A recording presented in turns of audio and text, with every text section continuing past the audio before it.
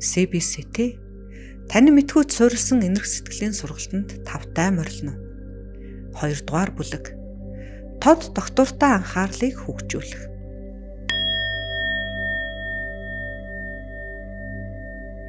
Өөр тухтай байдлаар сууж бие сэтгэлээ анзааръя.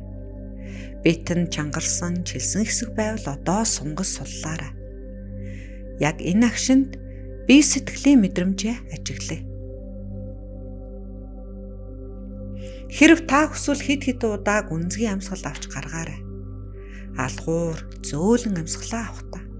Хэрв та хүсвэл хүчил төрөгчөөр дүүрэн цэнгийг агаар таны бүх биеэр тархаж эд эсийг тэтгэж байна хэмээн бодоорой.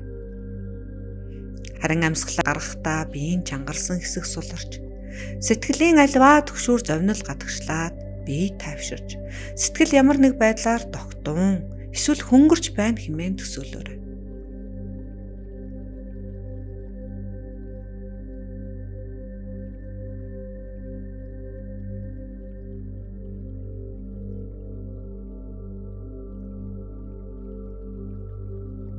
Хэрэв өнөөдөр сэтгэлээ тогтоох нь хэцүү байгаа бол хэсэг хугацаанд өнөөдрийн тасгалыг завсарлаж өмнөх бүлгийн бяцлаглаа хийж болно.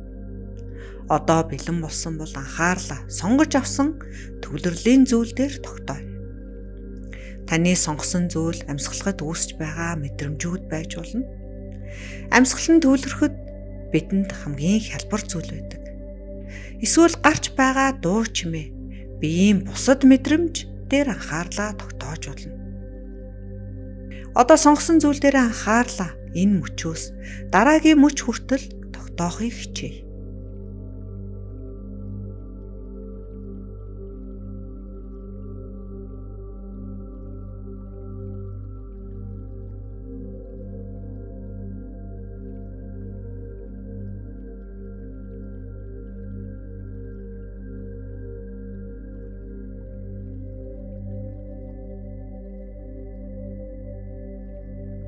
Үе үе таны анхаарал тухайн сонгосон зүйл дээр байгаа эсвэл сарнсан хэсгийг шалгаарай.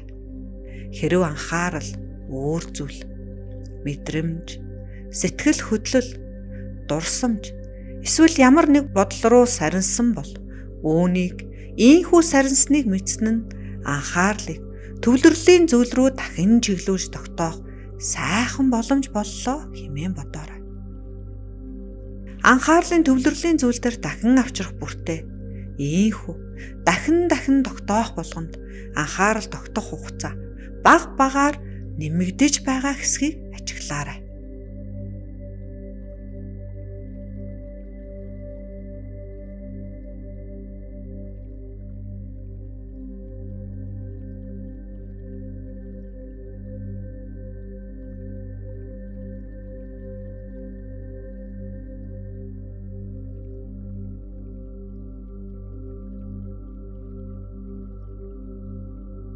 Ноцоорч нойромглох үедээ нуруугаа хэцэлж, суудлаа засах, нүдэн том нээх, дээш харах, гүнзгий амьсгал авч амьсгалаа бүтэн гаргавал сэтгэл илүү сэргэг болно.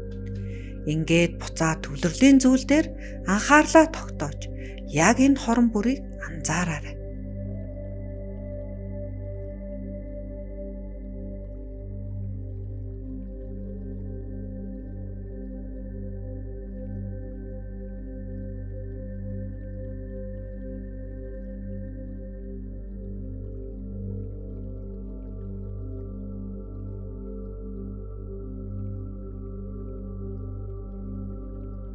Хэрэв сонгосон зүйл дээр анхаарлаа тогтоох нь хэцүү байвал төвлөрлөө илүү сайжруулах алхмыг хийгээрэй. Анхаарал дахин сарних үед ийхүү хормын төдий ч гэсэн анхаарлаа эргүүлэн авчирснаар түүнийг сайжруулж, уян хатан байдлыг нь нэмэгдүүлж байгаа гэдгээ санаарай. Энэ нь яах аргагүй анзаарч мэдэх, тэр чадхаа баярлан хүлээж авах зүйл билээ.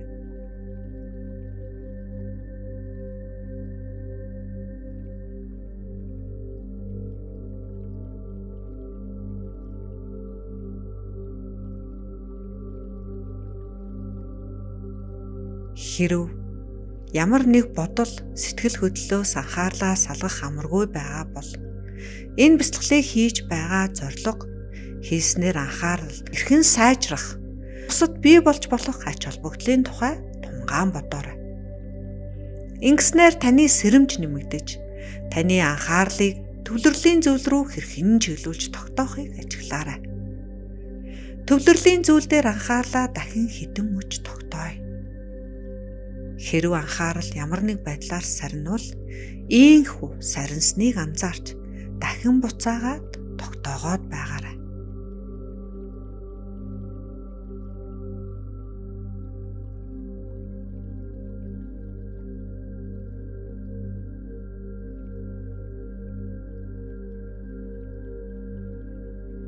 Одоо анхаарлаа айжмаар суллаж, танд төрж байгаа бие сэтгэлийн мэдрэмжээ ажиглаарай. Энэ бэлтгэлийг хийснээр ямар өөрчлөлт гарсан бэ? Ийхүү анхаарлаа сайжруулах нь ямар ач холбогдолтой байж болох вэ? Хэрэгтэй үедээ анхаарлаа хүссэн зүйл рүүгээ шилжүүлэх, хүссэн зүйл дээрээ тогтоох чадвараа сайжруулах нь таны амьдралд хэр тустай байх вэ?